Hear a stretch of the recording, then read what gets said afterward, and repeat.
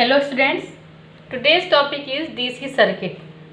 DC and AC क्या होता है? DC means direct current, AC means alternating current. Direct current में क्या होता है? With the time there will be no change in current. Time के साथ करंट की जो वैल्यू है, मान लीजिए 4 एम्पियर 2 एम्पियर जो भी करंट है, उसकी जितनी भी वैल्यू है वो टाइम के साथ सेम रहेगा, वो चेंज नहीं होगा।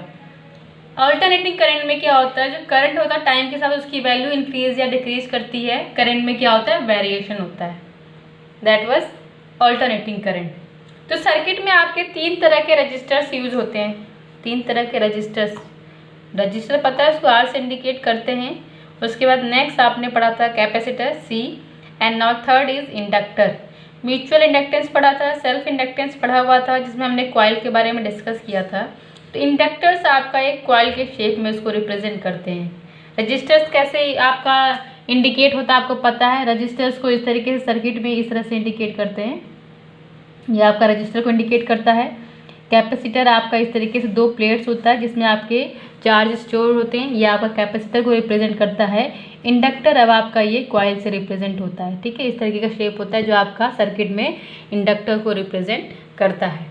ठीक है, तो इंडक्टर में क्या होता है? इंडक्टेंस होता है, सेल्फ इंडक्टेंस होता है। ठीक है, इंडक्टर में क्या होता है? इंडक्टेंस होता है।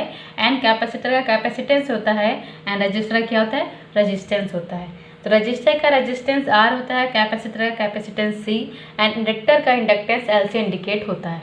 ठीक है, अब इनके अक्रॉस वोल्टेज के लिए भी फॉर्मूला है। रजिस्टर के केस में हमारा ओम्स लॉ था, और उसके लिए हमारा क्या था? Voltage V equal to IR formula होता है। तो ये वोल्टेज है, इसको एप्सिलॉन से भी रिप्रेजेंट करते हैं। एप्सिलॉन जो है आपका वो EMF होता है। क्या होता है? वो आपका EMF होता है, लेकिन वो आपका एक तरीके से सोर्स या वोल्टेज के ही सिमिलर होता है, पोटेंशियल के ही सिमिलर होता है। तो इसको आप एप्सिलॉन R से भी चाहे रिप्रेजेंट करें या फिर VR से करते हैं। ठीक है, तो VR is equal to IR होता है। कैपेसिटर केस में आपका क्या होता है? VC voltage V equal to Q by C formula होता है। ये दोनों फॉर्मूले देखिए, ये आपने फर्स्ट चैप्टर में पढ़ा हुआ है। ये दोनों आपके फर्स्ट यूनिट जो थे इलेक्ट्रोस्टैटिक्स, उसमें ये आपने पढ़ा हुआ है। रजिस्टर का रेजिस्टेंस क्या होता है? R होता है। एंड आपका ओम्स लॉ था V इक्वल टू IR, या करंट इलेक्ट्रिसिटी में आपने ये पढ़ा है, V इक्वल टू IR होता है। End voltage across capacitor VC के लिए फॉर्मूला होता है Q बाई C। यहाँ पे चार्ज होता है, चार्ज का स्टोरेज होता है। एंड आपका इंडक्टेंस, जो इंडक्टर का इंडक्टेंस L है, तो उसके लिए EMF जो आपको फॉर्मूला मिला था, ये इसी चैप्टर में देखिए, आपका इसी यूनिट में इलेक्ट्रोमैग्नेटिक इंडक्शन में ये फॉर्मूला आपको मिला था। EMF E equal to minus L di/dt था। ठीक है, और यहाँ पे जो माइनस साइन है, क्यों है? डायरेक्शन की वजह से है, क्योंकि जो आपका ये E होता है, ये क्या करता है? ऑपोजिट वर्क करता है चेंज इन फ्लक्स के। तो ये एप्सिलॉन साइन किसकी वजह से? डायरेक्शन की वजह से है। लेकिन EMF या वोल्टेज मानिए that will be equal to L di/dt। कि वैसे तो एक सोर्स था, उसका वोल्टेज था, सोर्स का पोटेंशियल होता है। ठीक है, सेल है, सेल का EMF E है। तो जब सेल से करंट फ्लो करता है किसी इंडक्टर में, तो इंडक्टर में क्या होता है? एक EMF जनरेट होता है। EMF इंडक्टर में क्या होता है? EMF प्रोड्यूस होता है। And that EMF epsilon L will be equal to minus L di/dt। ठीक है, अब यहाँ पे हम 3 तरह के सर्किट लेंगे, LR circuit, CR circuit and LC circuit. मतलब इस तरीके का अरेंजमेंट है। एक सर्किट में हमने क्या लिया है? LR का मतलब इंडक्टर और रजिस्टर लिया हुआ है। क्या है? सर्किट में क्या है? सिर्फ और सिर्फ एक इंडक्टर है और एक क्या है? रजिस्टर है। सेकेंड सर्किट लिया है CR सर्किट में, सर्किट जो है हमारे पास उसमें क्या है? कैपेसिटर है और क्या है? रजिस्टर है। एंड थर्ड लिया है LC सर्किट, मतलब सर्किट में क्या? L means inductor and C means capacitor, कि इंडक्टर और कैपेसिटर का अरेंजमेंट लिया गया है। इस तरीके से आपके LR, CR और LC 3 तरह के DC सर्किट होंगे। अब DC सर्किट की बात क्या कर रहे हैं? DC सर्किट में होगा तो इसका जो सोर्स होगा वो क्या होगा? बैटरी होगा। DC सर्किट का सोर्स क्या होता है? जनरली जैसे आप लोग डायग्राम जो बनाते हैं, जो बैटरी है, बैटरी से जो आपको करंट मिलता है वो क्या होता है? DC होता है। ठीक है, एंड AC आपको किससे मिलता है?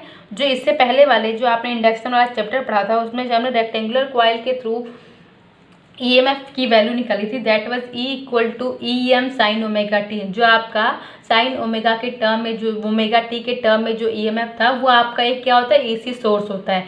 और एसी जनरेटर में वही कॉन्सेप्ट को अप्लाई करके एसी करंट को प्रोड्यूस किया जाता है, जो आपका एसी जनरेटर से आपको मिलता है। तो एसी में क्या होता है, आपका करंट क्या होता है, ऑल्टरनेट होता है, वो टाइम के साथ वेरी करता है। तो उस केस में जो आपका सोर्स होगा वो क्या होगा, एसी जनरेटर। वो आपका जो सोर्स होगा वो आपका जो आपका फॉर्मूला था epsilon equal to epsilon M sine omega T, उस टर्म में आपका सोर्स का वोल्टेज होता है। इस केस में क्या होगा, आपका डीसी सर्किट में जो सोर्स होगा वो क्या होगा, बैटरी होगा। ठीक है, तो देखिए डीसी सोर्स में जो आपका 3 तरह के सर्किट हैं, LR circuit, CR and LC circuit. इसमें हम हर एक कॉन्सेप्ट का 2 केस लेंगे। एलआर सर्किट में लेंगे growth of current and second case लेंगे डिके ऑफ करंट। कैपेसिटर में क्या होता है, कैपेसिटर क्या होता है, उसमें चार्ज का स्टोरेज होता है। तो पहले charging of capacitor and then after discuss करेंगे discharging of capacitor. And same आपका एलसी सर्किट में होगा growth of current and decay of current. तो इस तरह में हम 2 तरह के सर्किट लेंगे। पहला 2 स्टेप में इस काम को करेंगे। पहला होगा ग्रोथ। ग्रोथ में क्या होगा, हम एक बैटरी लेंगे, हमारे पास सोर्स है, बैटरी है, की ऑन है, एंड पहले क्या करेंगे, करंट को या फिर जो चार्ज है उसको इसकी एक मैक्सिमम वैल्यू तक सर्किट में फ्लो किया जाएगा। बैटरी है, बैटरी के जब आपने अप्लाई किया, की को ऑन किया, तो पहले क्या स्टार्ट होगा, चार्जिंग स्टार्ट होगा या करंट का फ्लो होना स्टार्ट होगा। तो करंट क्या होगा आपका, पहले एक जब करंट फ्लो होगा उस पर इसको एक मैक्सिमम वैल्यू तक करंट को ग्रो किया जाएगा।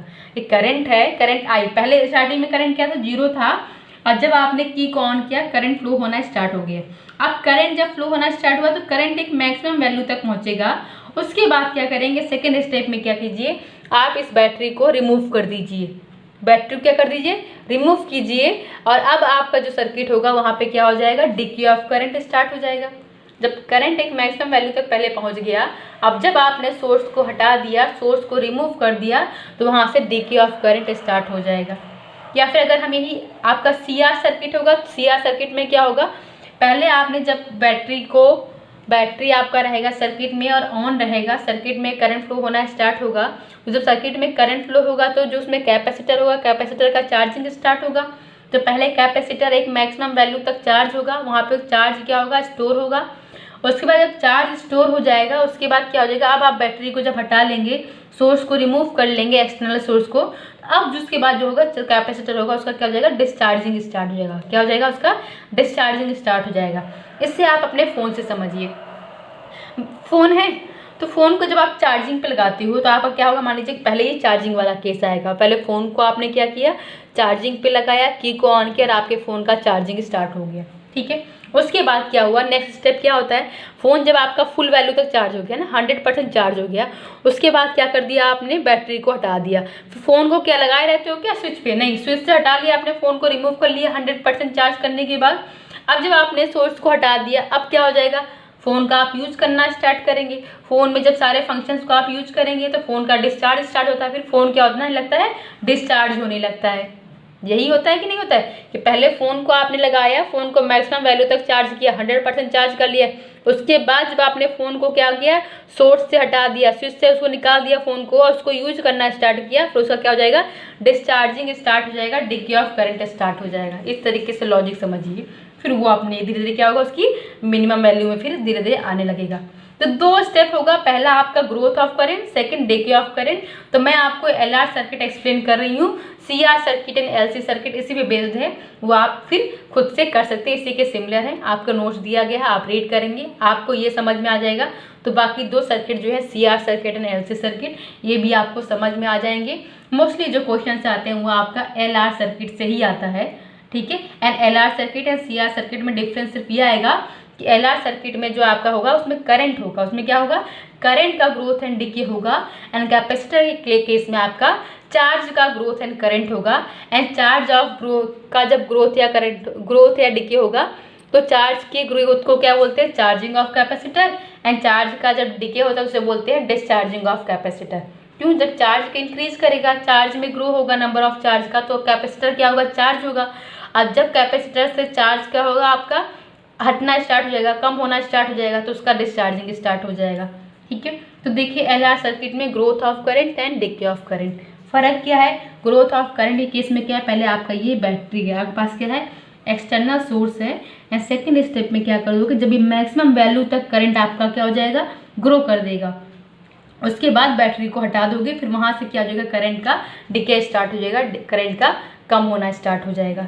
तो देखिए आपको पढ़ा, ये आपका ये सेकेंड यूनिट में था करंट इलेक्ट्रिसिटी में, कि किरचॉफ लॉ था, किरचॉफ का लूप लॉ था, क्या था, किरचॉफ का लूप लॉ के अकॉर्डिंग क्या होगा, total V algebraic sum of V will be zero. इस सर्किट में जो टोटल एल्जेब्रिक सम होगा आपका वी का क्या होगा, जीरो होगा।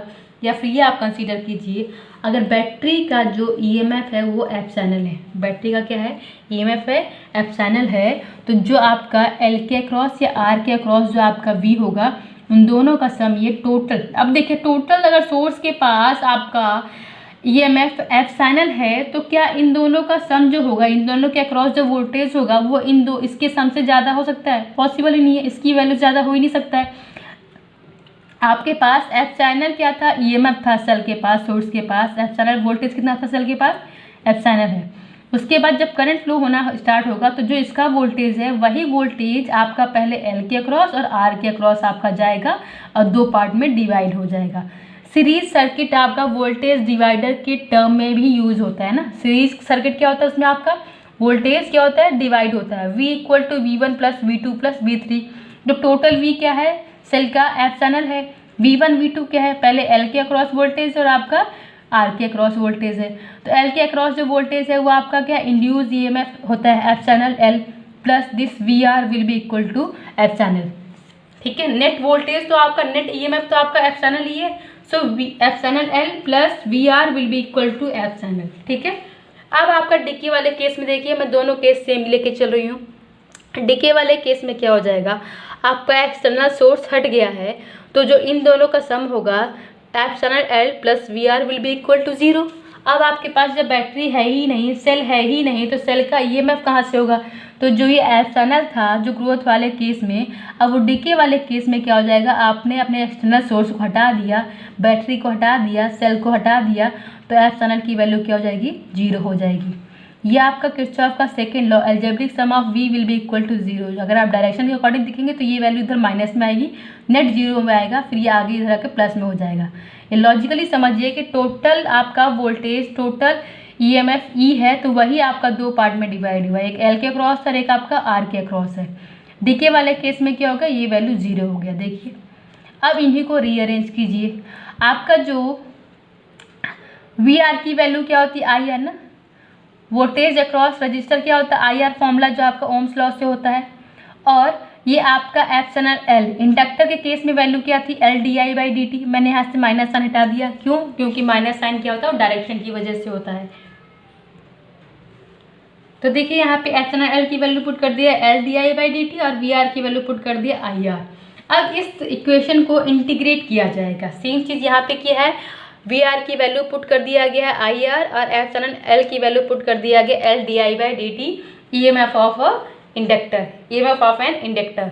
ठीक है, तो आपका इंडक्टर और रजिस्टर के लिए वैल्यूज ये V की वैल्यू पुट कर दिया गया है। अब दोनों इक्वेशन को फिर दोनों ही इंटीग्रेशन को सॉल्व किया जाएगा। इंटीग्रेशन को कैसे सॉल्व किया जाएगा, ये कैलकुलेशन आपके नोट्स में दिया गया है, मैथमेटिकल कैलकुलेशन है, फॉर्मूले यूज हुए हैं, जनरल फॉर्मूले हैं, कोई डिफिकल्टी नहीं होगी। एंड फाइनली यहाँ से जो आपका इंटीग्रेशन, देखिए ये d/dt है, तो इंटीग्रेशन में आपको यहाँ से I की वैल्यू मिलेगी ना, ये भी di/dt है, तो यहाँ से इंटीग्रेशन में आपको किसकी वैल्यू मिलेगी, I की वैल्यू मिलेगी, क्योंकि di/dt है तो इंटीग्रेशन के बाद I की ही तो वैल्यू आपको यहाँ से मिलेगी। तो इस इंटीग्रेशन को सॉल्व करके आपको I की वैल्यू मिलेगी, and that value will be equal to epsilon 1 minus e the power minus R/LT divided by R।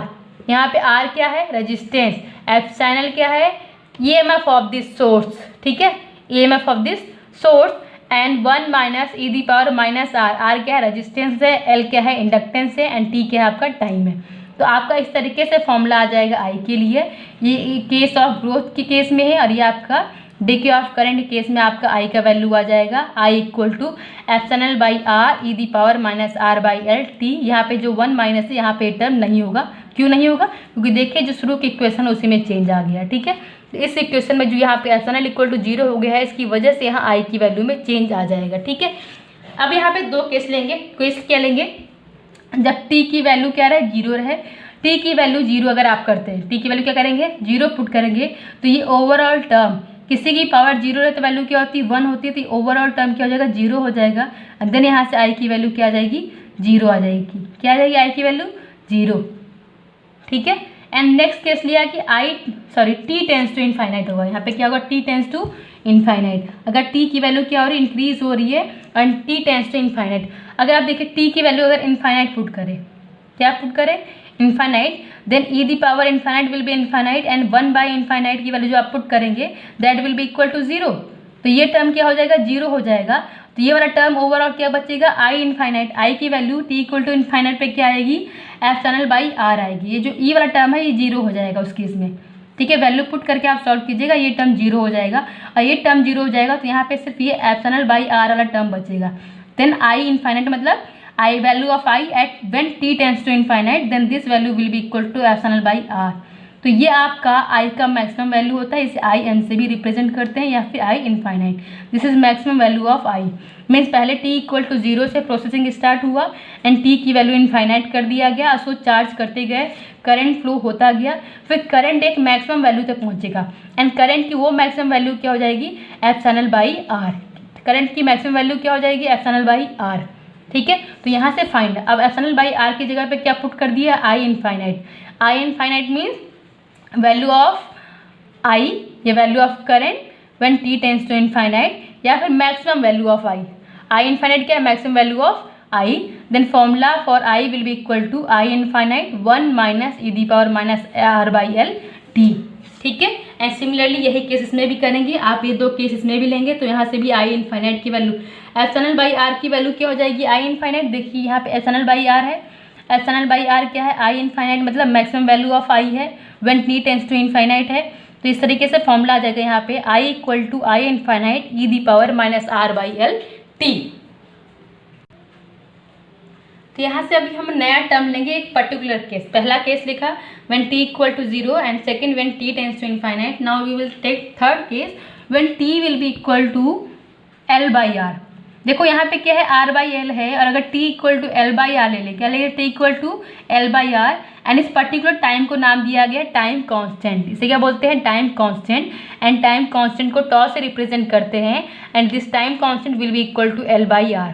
तो यहाँ पे भी सेम केस लिया है, when T will be equal to L by R, इसको नेम दिया गया टॉ मीन्स टाइम कांस्टेंट। तो उस केस में क्या होगा, देखिए अब आपका ये फॉर्मूला है, यहाँ पे अगर टी इक्वल टू आप एल बाई आर पुट करेंगे तो देखिए ये आर बाई एल है, वो एल बाई आर होगा, तो ये टर्म क्या हो जाएगा आपका, एक दूसरे को काट देंगे, then it will be E the power minus one. तो यहाँ पे क्या आ जाएगा, E the power minus one आ जाएगा। ठीक है, ये समझ में आया। देखिए T equal to L by R put कीजिए, तो यहाँ इक्वेशन में क्या आ जाएगा आपका, then I at in tau equal to L by R will be equal to I infinite one minus E the power minus one आ जाएगा। ठीक है, and E the power minus one की वैल्यू होती है 0.36।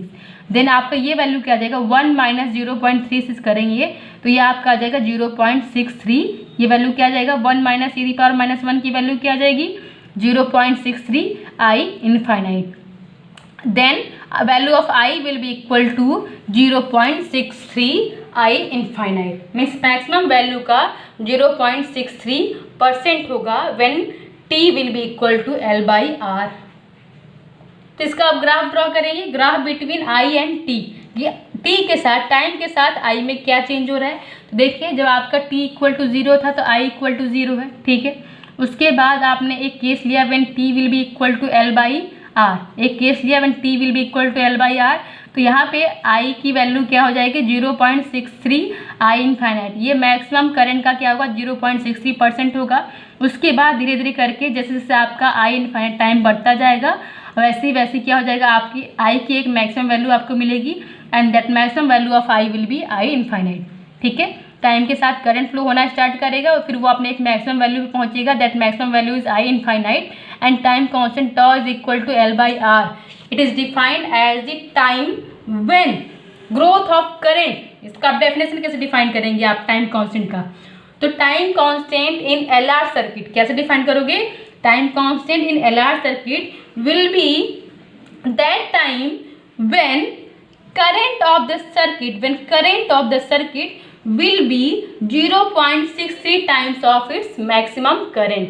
कि जब उसका मैक्सिमम करंट है उसका 0.63 टाइम्स करंट जब आपका होगा, दैट टाइम, उस टाइम को कहते हैं आपका time constant, and that will be equal to tau equal to L/R। ठीक है, अब देखिए अब ये अपने मैक्सिमम वैल्यू आई इनफाइनाइट तक या IM तक पहुंच गया। डिके वाले केस में क्या होगा, डिके वाले केस में क्या होगा, जब आपने बैटरी हटाया था तो अभी क्या है, ये मैक्सिमम वैल्यू पे पहले ही चार्जिंग हुआ, ये अपने मैक्सिमम वैल्यू आई इनफाइनाइट पे पहुंचा है। अब क्या होगा, जब आपने बैटरी हटा दिया तो धीरे धीरे करंट में क्या हो जाएगा, डिके स्टार्ट हो जाएगा एंड करंट की वैल्यू क्या होने लगेगी, कि कम होने लगेगी। तो ये आपका सेकंड केस है डिके ऑफ करंट। ठीक है, अब इसमें भी आपका time constant when you will put tau equal to L/R। तो देखिए यहाँ पे टॉ इक्वल टू L/R पुट करेंगे, so this value will be I equal to I infinite e the power -1। e the power -1 की वैल्यू क्या हो जाएगी, 0.36। तो यहाँ से I की वैल्यू क्या आ जाएगी, 0.36 I infinite. So in LR circuit time constant tau will be that time when decay of current will be 0.36 times of its maximum current I infinite। Mean जब आपका करंट का वैल्यू मैक्सिमम करंट का 0.36 हो जाएगा, जब आपका क्या होगा, डिके ऑफ करंट होगा, that time known as time constant tau equal to L/R। तो टाइम कांस्टेंट की वैल्यू पूछते हैं, टाइम कांस्टेंट की डेफिनेशन भी आती है, 1 और 2 मार्क्स में आती है। और ये आपका मेन था LR सर्किट में growth of current and decay of current. Same चीज़ आप फॉलो करेंगे कैपेसिटर के केस में, CR सर्किट में, वहाँ पे आपका charging of capacitor and discharging of capacitor होगा, सेम प्रोसेस है। फिर वहाँ पे भी टाइम कांस्टेंट को डिफाइन किया गया है। तो अब आप ये सिमिलर है ये, और उसको आप अपने से समझ सकते हैं, नोट्स में आपको सारी कैलकुलेशंस दी गई है। In next video we will discuss AC circuit and that will be last topic of this unit. Thank you.